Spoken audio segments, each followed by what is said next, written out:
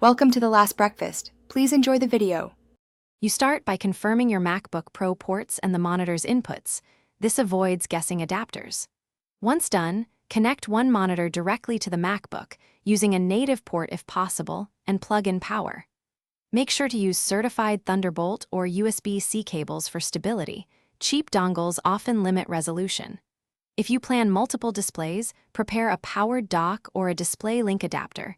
These handle bandwidth. Keep Mac OS updated before connecting, because software support often matters for seamless multi-monitor performance. Once both monitors are physically connected, open System Settings and go to Displays to detect them.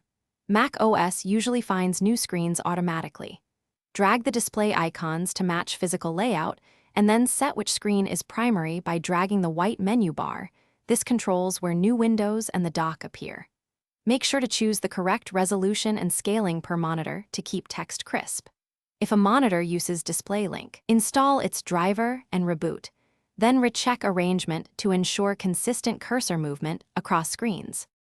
To finish, calibrate color profiles so content looks uniform across screens. Adjust night shift and true tone settings if needed, and position the dock where it interferes least. If a display flickers or loses signal, first reseat the cable and try a different port or cable, then reboot. Make sure Mac OS and any adapter or display link drivers are current.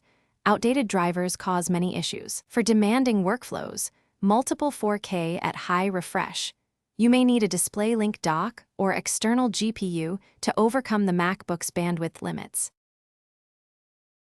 Thanks for watching. If this was helpful, leave a like and consider subscribing. See you next time.